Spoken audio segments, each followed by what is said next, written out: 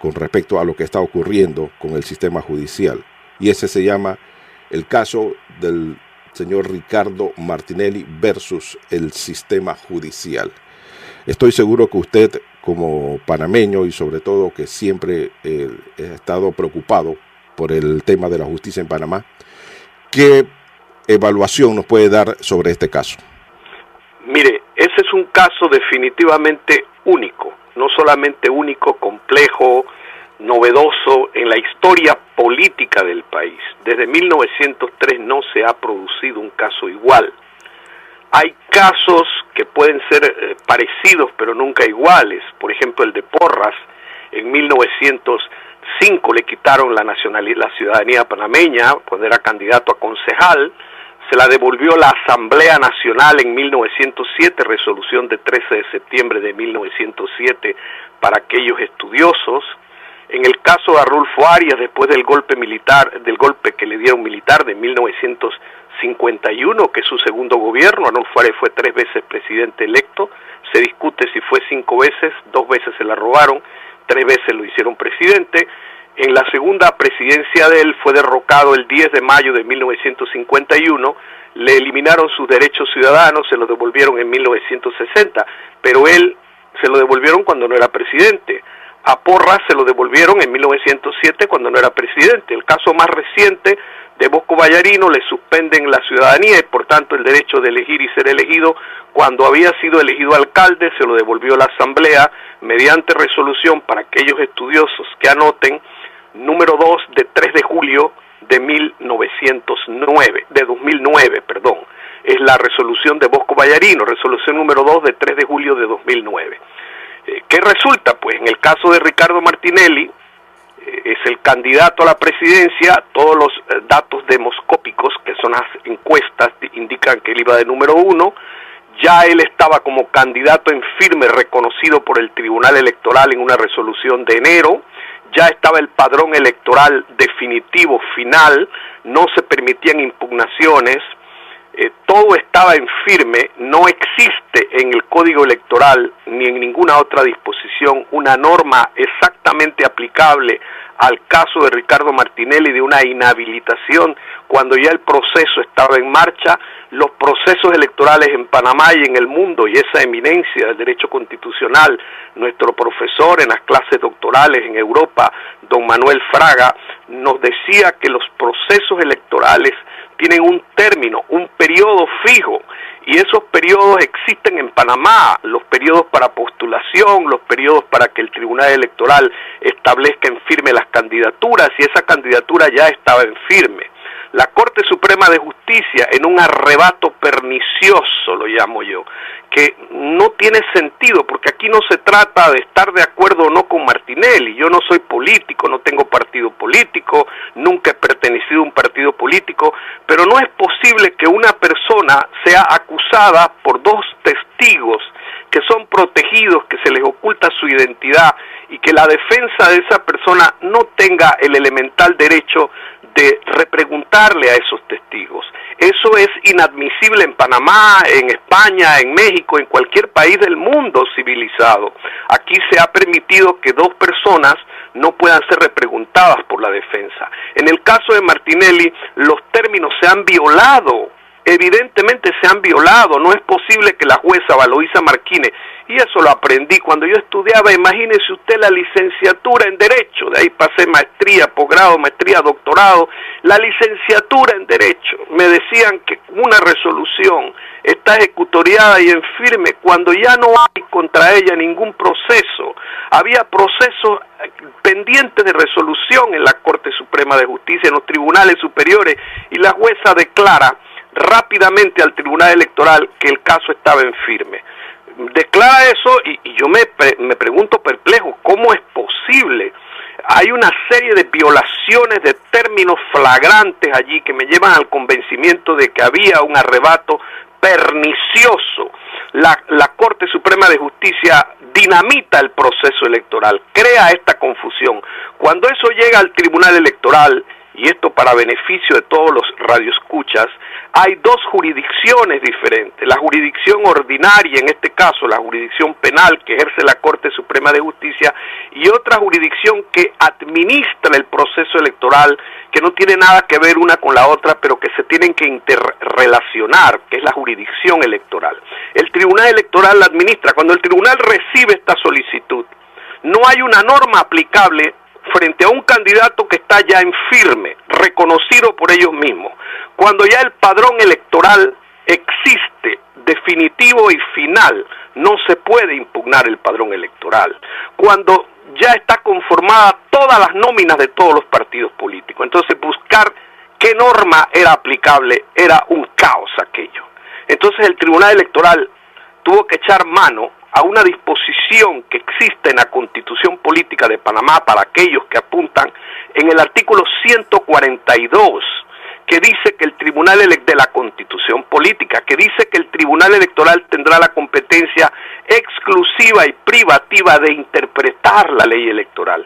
Entonces ellos se encontraron con el fenómeno de que no había norma aplicable, había un vacío legal, estábamos en un limbo jurídico, y no se podía proceder a inhabilitar a Ricardo Martinelli, como dice la Constitución Política en el artículo 180, que nadie, artículo 180 de la Constitución, que no puede ser candidato a la presidencia, no puede ser elegido presidente de la República aquella persona condenada por delito doloso por más de 5 años. Esa pena, que es inherente en el 180 a los candidatos a la presidencia, en normas del Código Electoral y demás normas conexas, se aplica para los diputados, para los alcaldes, para los representantes de corregimiento, para los concejales. Pero resulta que para aplicar esa norma tenían que buscar cómo se inhabilitaba dentro del Tribunal Electoral. Y allí había un caos.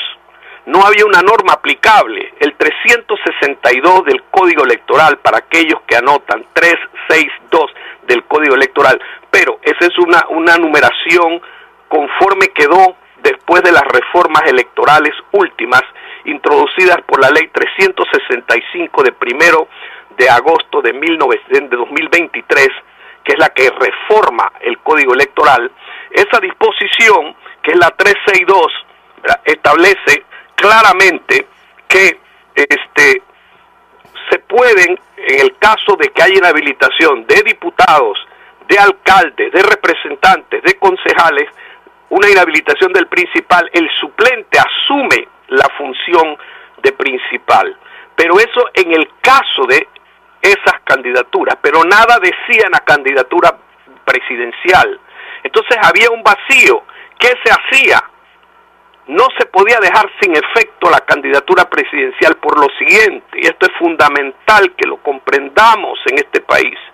Los partidos políticos, cuando presentan candidaturas al Parlamento Centroamericano, en Panamá la elección de los diputados del Parlamento Centroamericano, que son 20, dependen de los votos que recibe ese partido político proporcionalmente hablando en la elección a presidente de la República. Si dejaban al partido Alianza y al partido Realizando Metas, los dos que postulaban al señor Martinelli, sin candidato a la presidencia, inmediatamente se nulificaban las aspiraciones de 20 panameños que no tenían nada que ver en el proceso respecto a Martinelli, en su aspiración de ser diputados del Parlamento Centroamericano. Primera consecuencia. Segunda consecuencia, se iban a debilitar todas las candidaturas en la República de Panamá de esos dos partidos respecto a los candidatos a diputados, a alcaldes, a representantes de corregimiento, a concejales, y eran cientos de panameños que no merecían de ninguna manera, ni tenían nada que ver con el proceso de Martinelli. Era una aspiración legítima de esos panameños, y eso afectaba el derecho de esas personas de elegir y de ser elegidos, que es un derecho fundamental, medular de esas personas, independientemente de que estemos de acuerdo con ellos o no. Ese no es el problema, pero es que ellos tienen derecho a ser elegidos conforme a nuestra Constitución Política y conforme a convenios internacionales que garantizan el pleno ejercicio de la democracia. Ahora, sí. Otra cosita más para terminar, y usted me hace la pregunta. ¿Cómo no? En tercer lugar, el partido político Alianza Popular y Realizando Metas se iban a ver afectados también en el número de votos que recibían en la elección presidencial. Y recuerde usted, señor periodista y estimados radio oyentes, que una de las formas como el partido puede subsistir, que tiene que sacar un mínimo de 5% de los votos, o lo que decida el Tribunal Electoral en resolución respectiva, hasta el 5%, respecto de las elecciones, que puede ser cualquiera de ellas, una de ellas es la del presidente de la República, y el partido podía perjudicarse porque no iba a recibir un número proporcional de votos. Aparte de eso, para el subsidio electoral que reciben los partidos políticos se iba a afectar. Y eso no era justo. El tribunal entonces se enfrentó a un dilema. ¿Qué hacer? Entonces tuvo que hacer una interpretación exclusiva de la ley electoral y por eso terminó con la sala de acuerdos número 11-1 de 4 de marzo de 2023, que tiene dos aspectos. Primero, acepta la inhabilitación de Martinelli y luego ordena la sustitución por José Raúl Mulino, que se designa candidato a la presidencia por sustitución.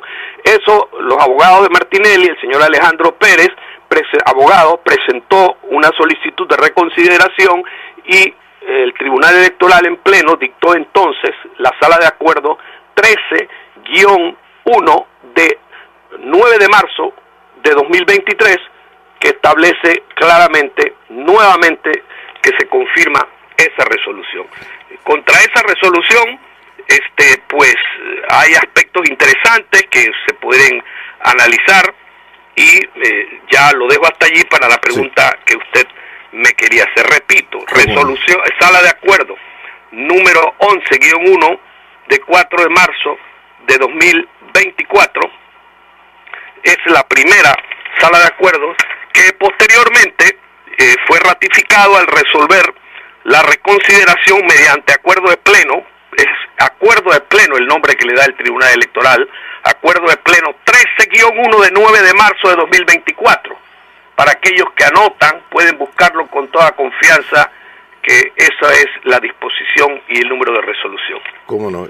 Doctor, quería preguntarle lo siguiente, y haciendo alusión a esa ilustración que nos acaba de hacer, y sobre todo mencionando algunos de estos artículos del Código Electoral, y sobre todo el 142, que lo establece la Constitución a través sobre la competencia del Tribunal Electoral, sobre la exclusividad y lo privativo para interpretar la ley electoral.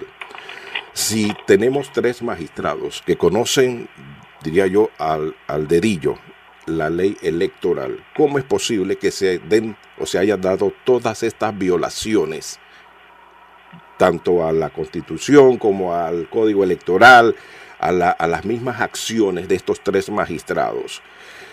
La pregunta mía es, como panameño común, no adentrándonos al aspectos técnicos en materia de leyes, ¿cómo podemos nosotros tener esa confianza ante una institución que quizás en un principio que tenía quizás un valor importantísimo en la mente de muchos panameños y que hoy día pareciera haber perdido esa credibilidad, esa confianza que tenía el pueblo panameño en el Tribunal Electoral? ¿Qué es lo que está pasando realmente aquí, doctor? Porque cuando usted nos hace este panorama, tiene que haber una conclusión, algo que nos permita a nosotros tratar de entender qué es lo que hay de trasfondo. ¿Hay cobardía del Tribunal Electoral? ¿Hay manipulación de otros sectores que están incidiendo? ¿Qué es lo que realmente al final usted concluye frente a este caso? Hay una lamentable ambivalencia, una falta de decisión firme, es una ambivalente actitud del Tribunal Electoral que genera esa desconfianza que particularmente yo tengo también, quiero confesar públicamente. Porque cuando usted mira ese acuerdo de pleno 11-1 de 4 de marzo del 2024, tiene una de cal y una de arena. En primer lugar, ellos tenían que buscar un candidato y interpretar que José Raúl Mulino, y eso es para mí, esa parte es adecuada, la interpretación de que Mulino tenía que ser el candidato porque es el candidato a vicepresidente, por una cuestión lógica.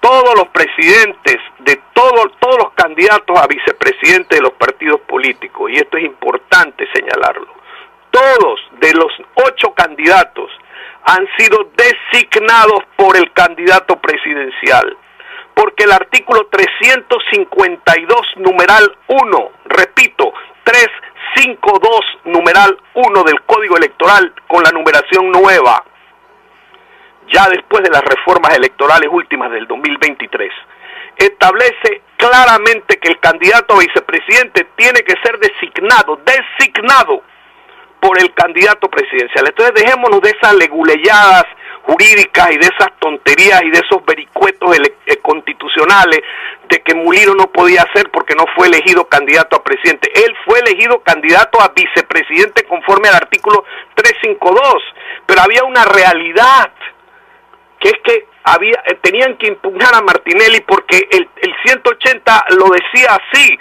y no podían dejar descabezado a dos partidos políticos sin candidato a presidente, y tenían que poner al vicepresidente en funciones de presidente. Oiga, si cuando vamos a la vida real, y ya pasó en Panamá en 1955, cuando mataron al presidente Ramón Cantera, que subió el primer vicepresidente, que era el ingeniero Guisado, que tuvo del 2 de enero de 1955 al 10 de enero, que renunció porque lo acusaron de ser autor intelectual de la muerte de José Antonio Ramón Cantera. Él renuncia para someterse a un proceso político.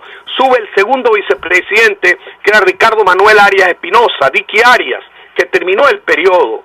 Si un vicepresidente por mandato constitucional está llamado a reemplazar al presidente en sus faltas absolutas o temporales, ¿cómo no lo puede reemplazar en un debate o en una candidatura? En este caso, el que puede lo más, puede lo menos.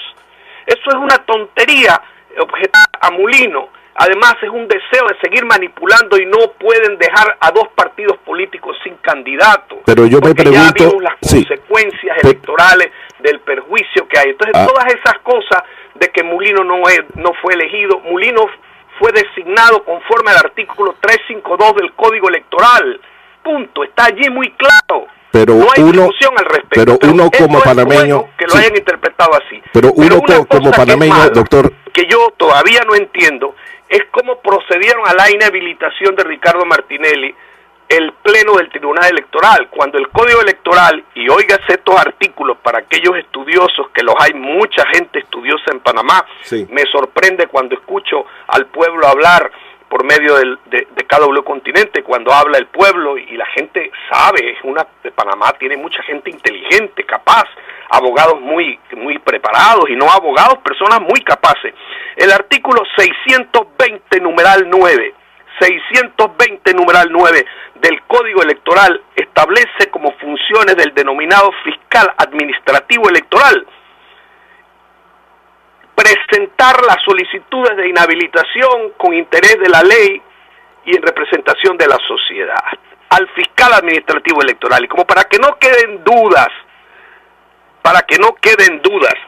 de que esta disposición también existe en el mismo Código Electoral, nosotros nos encontramos con el artículo respectivo de la ley electoral, que es el 615, por ejemplo, lo recuerdo, numeral 10 de memoria, que en perfecta conexión con el artículo 620, numeral 9, o en concordancia con ese artículo, el 615, numeral 10, dice que el juez administrativo electoral, a la par de lo que establece el fiscal administrativo electoral, conocerá de esa inhabilitación. Entonces es la primera instancia, y debió haber presentado la inhabilitación ante esa primera instancia, y en segunda instancia ante el Tribunal Electoral. ¿Y qué hizo el Tribunal Electoral? Se fue de bruces y dictó una resolución sin respetar las dos instancias, y esa resolución, para mí, viola el artículo 620, numeral 9 del Código Electoral, en concordancia con otra violación, el 352, numeral, el 615, numeral 10 del Código Electoral también. ¿Pero qué le queda al afectado entonces recurrir con esta clase de violaciones, doctor? Bueno, ahí tenía un recurso y tienen un recurso los abogados de Martinelli, no lo han utilizado, no sé por qué, eso es una estrategia de la defensa y ellos sabrán por qué, que es el 143, párrafo final de la Constitución Política, repito, 143, párrafo final de la Constitución Política, que dice que contra las decisiones del Tribunal Electoral se podría interponer una acción de inconstitucionalidad ante la Corte Suprema de Justicia. Y fíjese usted que la abogada Caramañites, en su propio nombre y representación, Carisma Caramañitis, creo que es el nombre de ella, presentó una acción de inconstitucionalidad respecto a la candidatura de José Raúl Mulino, alegando violaciones legales en una Corte Suprema de Justicia que ve asuntos constitucionales, que para mí no tiene sentido esa impugnación, pero nadie ha presentado una acción de inconstitucionalidad respecto a la inhabilitación de Ricardo Martinelli por la violación al debido proceso y al trámite establecido en el artículo 620, numeral 9 del Código Electoral y en el artículo 615, numeral 10 del Código Electoral. Pero sería un recurso que sería... Claro que sí, que un nuevo recurso que podría presentar. No sé por qué no lo ha presentado, y cualquier persona podría presentarlo. Y está en términos de presentarlo. Lo que a mí, respecto a lo de Mulino, ya tengo mis observaciones. En menos de 15 minutos fue admitido. Sin embargo, hay un recurso allá arriba contra Rómulo Rux, que eso podríamos tocarlo más adelante, usted me lo preguntará, que tiene más de 6 meses, presentado por un abogado muy estudioso del derecho, que yo respeto mucho también, que es Teófanis López, y que no lo han admitido tan siquiera. Y entonces yo no entiendo por qué una cosa sí lo hacen rápidamente y los otros no. ¿Será que, como decía un medio de comunicación, acá hay un código Martinelli, que cada vez que tiene que ver Martinelli le ponen un superacelerador a las cosas? Sí, doctor, casualmente, fíjese que eso es lo que llama la atención. Si hay algo que ha caracterizado, y usted bien lo sabe, a la Corte Suprema de Justicia, es la mora judicial. Casos que tienen meses, años, tal, pero pareciera que con el caso Martinelli el pie se fue hasta el fondo del acelerador. Sí, es realmente muy sintomático, muy notorio la velocidad que le imprimen a las cosas. Mire, a José Raúl Mulino le han metido una acción de inconstitucionalidad y en menos de 15 minutos la admitieron. A Rómulo Rux, respecto a una decisión del Tribunal Electoral con la que yo discrepo como constitucionalista, hombre, aceptaré opiniones en contrario, pero una persona que se ha naturalizado norteamericano, naturalizado, y que inmediatamente se le aplica el artículo 13 de la Constitución Política. Artículo 13, para aquellos estudiosos, dice que la renuncia tácita se produce cuando la persona, a la ciudadanía, se produce cuando la persona escoge otra nacionalidad, cuando adquiere otra nacionalidad. En la ciudadanía es lo que se adquiere a la mayoría de edad, el derecho de elegir, de ser elegidos y de ocupar cargos públicos. Entonces no se puede ocupar un cargo público, y menos el de presidente de la República, si está suspendida la ciudadanía. Entonces el señor Rómulo Rux renunció después a la nacionalidad norteamericana y dice que como él renunció ya se rehabilitó su derecho ciudadano. Sin embargo, ¿qué dice la Constitución Política? Respecto al numeral 13, que hay renuncia tácita, tenemos que aplicar el 161 numeral 10, repito, 106.1 numeral 10 de la Constitución Política, que dice que dentro de las funciones administrativas de la Asamblea Nacional está rehabilitar a las personas que han perdido la ciudadanía. Entonces la única forma de rehabilitar a las personas, como le pasó a Porras, como le pasó al señor Arnulfo Arias en 1960, a Belisario Porras en el 2007, en 1907, como le pasó a Bosco Vallarino en el 2009, lo tiene que rehabilitar la Asamblea Nacional. ¿Qué corona tiene Rómulo Rux que no lo hace la Asamblea Nacional porque el Tribunal Electoral dijo que él había readquirido la nacionalidad panameña? Entonces, claro, alguien que es Teófanis López, muy estudioso, captó aquella violación constitucional flagrante e interpone una acción de inconstitucionalidad que tiene más de 6 meses y no se ha admitido en la Corte Suprema de Justicia. ¿Qué derecho hay en Panamá? Si a uno se lo admiten en menos de 15 minutos y a otros no se lo admiten en más de 6 meses para favorecer las aspiraciones presidenciales del señor Rómulo Rux, que él las tiene, pues tendrá su derecho. Yo no voy a votar por Rómulo Rux, yo Ítalo Antinori Bolaños, Murgas Álvarez, y lo digo públicamente, porque yo no puedo votar por una persona que no es ciudadano panameño y que miente descaradamente como lo está haciendo el señor Rómulo Rux. Y lo digo de frente, porque yo no soy un hombre con ambajes, ni con medias tintas, soy una persona directa. En el fondo debería estar inhabilitado entonces. Claro que sí. Oiga, eso es una cosa vergonzosa, que una persona de esa manera mienta. Él tiene que aclarar al país, y esa acción de inconstitucionalidad tiene que ser revisada. Hombre, Teófanes López es un abogado muy serio, es una persona muy estudiosa del derecho, yo le admiro mucho, le respeto, y él es una persona que ha presentado esa acción de inconstitucionalidad, no ha sido admitida. ¿Cómo? Entonces, usted vemos que hay formas de tratar un caso, el de Mulino. Los de Martinelli le ponen una velocidad tremenda, igual que los de Mulino, y quieren descabezar ahora a 2 partidos políticos para que no tengan candidato. ¿Hasta dónde vamos a llegar en este país? Y no solamente en el caso de carácter judicial del señor Martinelli y Mulino, doctor, antes que se me olvide ese aspecto fundamental y que usted lo puso también por escrito, también hay un atentado a la libertad de expresión con 3 medios impresos, 3 medios de comunicación. Eso es siniestro, eso es espeluznante.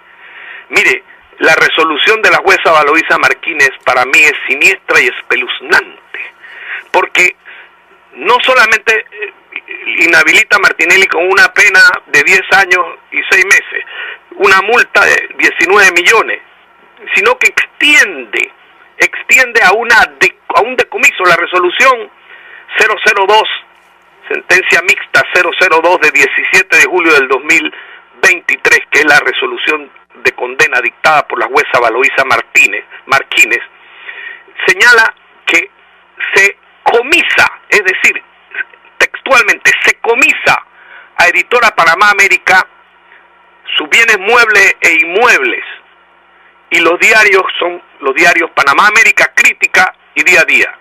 Es la primera vez en la historia de este país que una resolución judicial usa la expresión decomiso. Porque miren ustedes, en 1971 los militares se cuidaron y nunca lo hicieron así, no usaron esa expresión burda, directa, en una resolución judicial.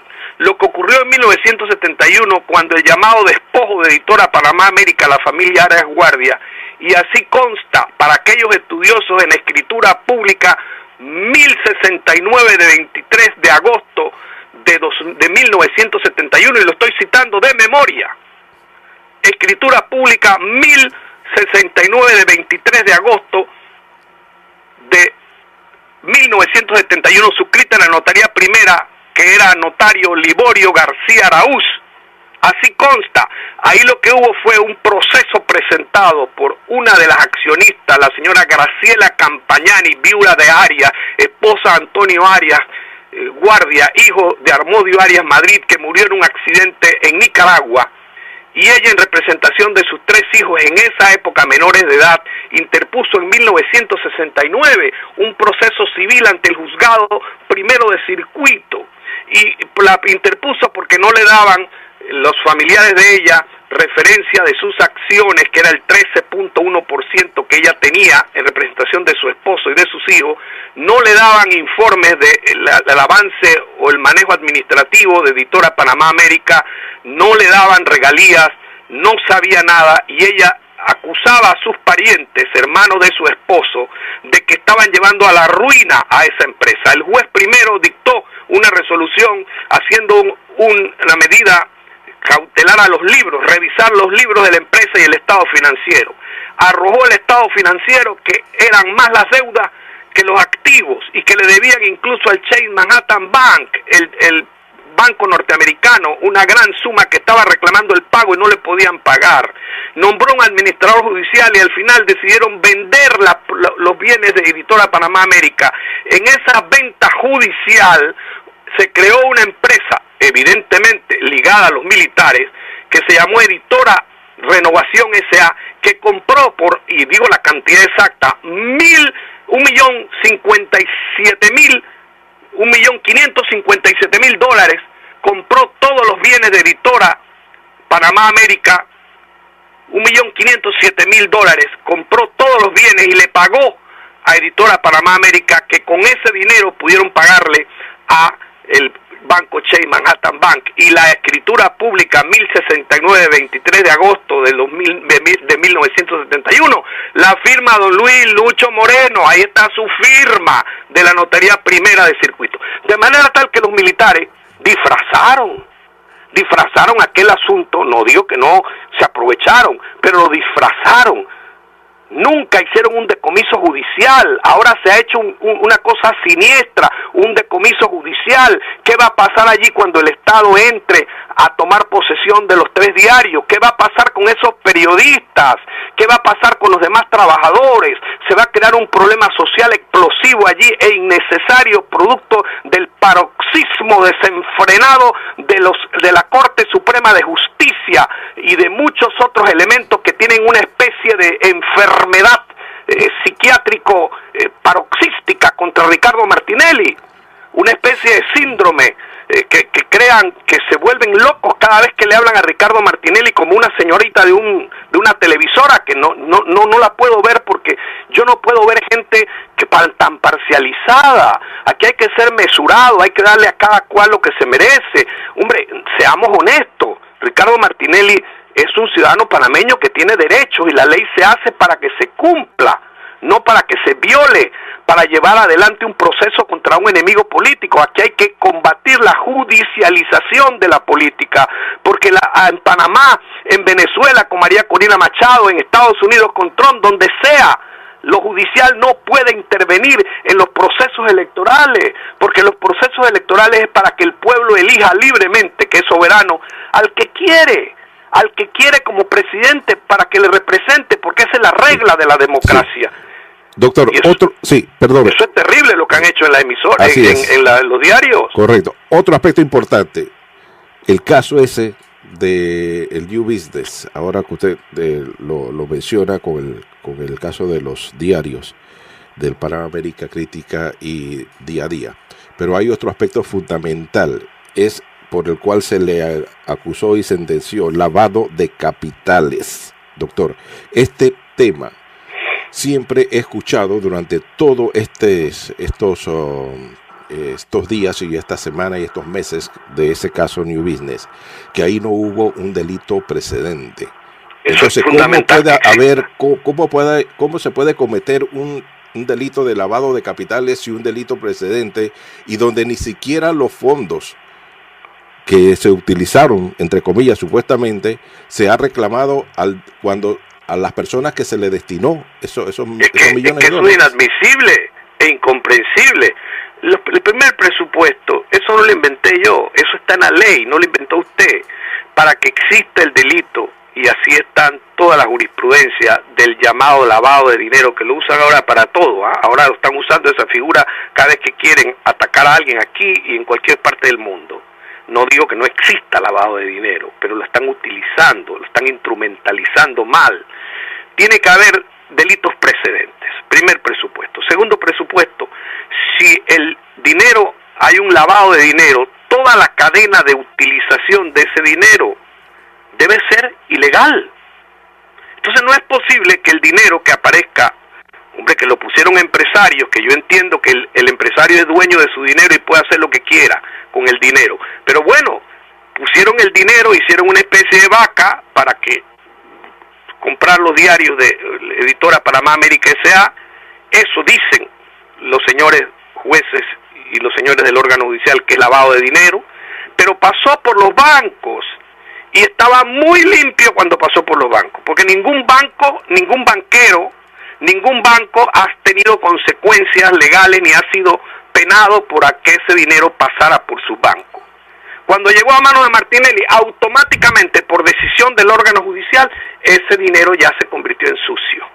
Y luego se volvió a blanquear cuando se le dio a los señores Arias Guardias, que no se les ha quitado un real. Recibieron el dinero. Yo no puedo aceptar, como persona pensante, como jurista, que el dinero es bueno cuando pasa por los bancos, es malo cuando llega a las manos de Martinelli, y vuelve a ser bueno cuando llega a las manos de los Arias Guardia. Entonces el dinero es malo, toda la cadena del dinero, porque es lavado de dinero y por tanto es dinero sucio, o no es sucio. Entonces no es posible que se haga exclusivamente la condición de lavado de dinero cuando llega a las manos de Martinelli. Eso me parece injusto. Eso no me entra a mí. Yo le repito, no soy del partido de Ricardo Martinelli. Soy un hombre absolutamente independiente. Pero no me entra en mi cabeza las cosas injustas y las cosas incorrectas. ¿Cómo no? Doctor, aprovechamos porque aquí hay para hablar de todo y antes que se nos termine el tiempo de la hora, con mucho gusto, vamos con otro tema importantísimo. Asilo político versus salvoconducto. Ahora hay muchos expertos que están hablando sobre asilo político y salvoconducto. ¿Qué evaluación nos hace usted frente a esto? Oiga, mire, eso es otro desastre de las relaciones internacionales de Panamá y del Ministerio de Relaciones Exteriores, que me extraña mucho porque yo no conozco a la señora ministra, pero tengo referencias que es una mujer muy inteligente, que es una joven muy capaz y muy mesurada. Me lo han dicho personas muy íntegras que han tenido la oportunidad de conversar con ella y sus actuaciones, pero se ha equivocado completamente. Mire, hay una convención de Caracas de 1954 sobre asilo diplomático que entró en vigor para aquellos estudiosos el 29 de diciembre de 1954, entró en vigor. Panamá la aprobó y la ratificó. Repito, Convención de Caracas de 1954, que la pueden buscar. Probablemente está hasta en internet, porque ese es un mecanismo de derecho internacional público muy conocido. Esa Convención de Caracas, en cierta manera, reemplazó dos convenciones anteriores. La Convención de La Habana de 1928 sobre asilo diplomático, que es un poco rudimentaria, y luego una convención un poco mejor, que es la de Montevideo de 1933, y la Convención de Caracas de 1954 es la convención que se aplica, y es la convención, Panamá, a mi juicio, la aprobó y la ratificó, y está moralmente, a mi parecer, comprometida a cumplir las disposiciones de esa Convención de Caracas. El artículo 3, que es el que muchas veces he oído a algunas personas por allí, supuestamente entendidos, mencionar, de esa Convención de Caracas, dice que no es lícito otorgar asilo a personas que al tiempo de su solicitud estén procesadas por tribunales ordinarios. Entonces ellos dicen, no se le puede dar asilo a Martinelli porque el artículo 3 de la Convención de Caracas dice que no se le debe dar asilo porque no es lícito darle a personas que están siendo projuzgadas al tiempo que lo solicitan. Pero yo pregunto, ¿quién da el asilo? El asilo no lo da Panamá, el asilo lo da un país al que se le pide el asilo. Ese artículo 3 se le aplica en este caso a Nicaragua, no a Panamá. Y tanto es así porque posteriormente el artículo 4 de esa Convención de Caracas de 1954, para aquellos estudiosos, artículo 4, dice que corresponde al Estado asilante, es decir, a Nicaragua, la calificación de la naturaleza del delito o de los motivos de la persecución. Y Nicaragua ya calificó, a juicio de ellos, y ese es el criterio del Estado nicaragüense, hay una persecución política y por tanto hay lugar al derecho al asilo. Esa es la decisión de Nicaragua, ya eso está basado en el artículo 4. Y lo más triste del caso es que cuando nos vamos al artículo 12 de la Convención de Caracas de 1954, dice que otorgado el asilo, el Estado asilante, en este caso, puede pedir la salida del asilado, el Estado asilante, en este caso Nicaragua, para territorio extranjero, es decir, para Nicaragua, y el Estado territorial, es decir, Panamá, está obligado a dar inmediatamente el salvoconducto y las garantías para que la persona salga. Panamá está obligada a dar el salvoconducto, señores. Panamá está cometiendo un error. Mire, aquí hay precedentes. En 1990 hubo una invasión que todos sabemos, en el 89, y en el 90 se asilaron, 89-90, en la Embajada de Cuba, diferentes personalidades. Recuerden, se asilaron en la Embajada de Ecuador, en la Embajada de Venezuela, en la embajada de Perú, y el exgobierno panameño de Guillermo Endara le dio salvoconducto a todas las personas, había conocidos políticos allí. Yo recuerdo a Luis Lucho Gómez, por ejemplo, conocido político, estaba en la embajada de Cuba y le dieron su salvoconducto por razones políticas. Él se asiló. Panamá le dio salvoconductos. Era el ministro de Relaciones Exteriores, don Julio Linares, un gran conocedor, un hombre muy respetable, que en paz descanse, que hizo un libro de Derecho Internacional Público, parte primera y parte segunda, que muchos estudiantes lo apreciamos en un momento dado. Entonces, si Panamá ya dio salvoconductos en el 90, y hay el precedente histórico, constitucional y legal de Derecho Internacional Público que Panamá ha dado salvoconductos, ¿por qué ahora esa necedad, esa terquedad de no darle un salvoconducto al señor Martinelli cuando el artículo 12, repito, artículo 12 de la Convención de Caracas de 1954 sobre asilo diplomático, que entró en vigor el 29 de diciembre de 1954 y que Panamá aprobó y ratificó, dice que el Estado panameño está obligado, en este caso obligado, debe dar el salvoconducto para que el señor Martinelli salga. Sin embargo, ya vemos la acción que ha tomado el Ministerio de Relaciones Exteriores, que a mi juicio, yo lamento discrepar con la actitud del Ministerio de Relaciones Exteriores, y cito como fundamento el artículo 12 de la Convención de Caracas de 1954 sobre asilo diplomático. ¿Esto tendría alguna consecuencia? Y cito los precedentes que hubo aquí en 1990 y otros precedentes históricos. Entonces, si eso ha sido así, ¿por qué ahora cambian y no siguen los precedentes? ¿Por qué Ricardo Martinelli? Me pregunto. ¿Qué consecuencia tendría esto para Panamá, doctor? Es que eso va a tener unas consecuencias que no son buenas para ningún país, que conduce a una afectación de las relaciones internacionales entre Panamá y Nicaragua, y llevaría evidentemente a una posible ruptura de relaciones entre Panamá y Nicaragua. Y quiero de antemano decir, porque he visto por ahí algunos tontos, porque no les puedo llamar de otra manera, señalar una cosa como esta, que si se rompen relaciones se entra a la embajada y se captura a Martinelli. Mire, el artículo 19 de la Convención de Caracas de 1954, cito, artículo 19 de la Convención de Caracas de 1954 sobre asilo diplomático, dice que si por causas de ruptura de relaciones el representante diplomático que ha otorgado el asilo, se refiere a Nicaragua, debe abandonar el Estado territorial, saldrá con los asilados que se encuentren en embajada. Si hay ruptura de relaciones diplomáticas entre Panamá y Nicaragua, está garantizado por el artículo 19 que tienen que llevarse a Martinelli para Nicaragua. Entonces, llegar hasta el punto de romper relaciones que se van a afectar los ciudadanos, los nacionales nicaragüenses con relación a Panamá y los panameños con relación a Nicaragua, las buenas relaciones históricas que ha habido con ese hermano país, independientemente de los gobiernos que tengan, que eso es otra cosa, pero los países son los que sufren, los ciudadanos son los que sufren el intercambio comercial, la vida de los dos países, y dos países de la misma región de Centroamérica que hemos tenido una histórica relación buena, no deben afectarse por una situación coyuntural y por una persecución personal contra Ricardo Martinelli. Bueno, importante eso. Sí, o sea que si se rompen relaciones, se aplica el 19. Sí. Se tienen que llevar a Martinelli los nicaragüenses. No lo puede capturar Panamá. Como también es una tontería evitar, ellos no pueden, el gobierno de Panamá no puede evitar que a Martinelli lo visiten, eso lo tiene que regular Nicaragua.